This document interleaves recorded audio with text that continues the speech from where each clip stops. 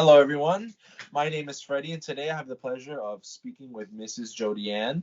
Today, we are going to have a brief debate over a quite controversial subject known as the recent bill signed by Florida Governor Ron DeSantis. Now, this bill is known as the Don't Say Gay bill, which, in fact, prohibits the speech of sexual orientation talks and gender identity in schools between teachers and students from grades K through 3. I'm sorry. Now, Miss Jodianne, would you like to share your opinion on regards to this topic? Yes, I would like to. I believe that children are young, they're young and they are impressionable. So when they see their moms and their dads kissing and being in different relationships and um, sharing that connection, they themselves, I believe, will want to do that too because they see that love and I think that they start to develop feelings for other students inside the classroom, and that's what leads to games like House and Mommy and Daddy. But I believe that not every student will want it to be Mommy and Daddy. I believe that there are some boys who want to be Daddy and Daddy, and there are some girls who want to be Mommy and Mommy. And I think that they should know that whatever whichever it is, that it's okay and that they should understand how they're feeling and give a title to what they're feeling and know that it's okay to be this gender or that gender and have that kind of sexuality even if it's so young, because at least they understand themselves. Okay.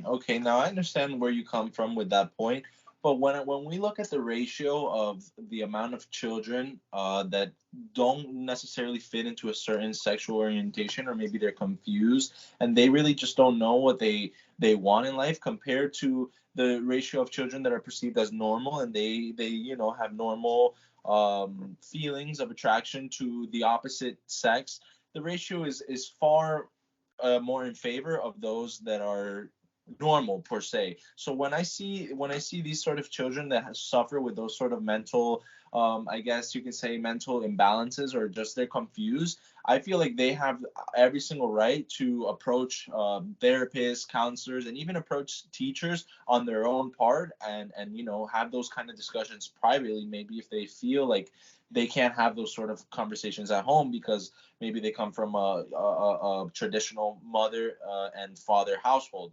So that's when I say I feel like those conversations are more private between students and respective people that can help them with those situations. I don't think it's necessary to force that sort of ideology on children as a whole, because there are many parents that raise their kids conservatively, and just as everyone in this world deserves mutual respect and dignity, no matter what you may believe, what you may feel.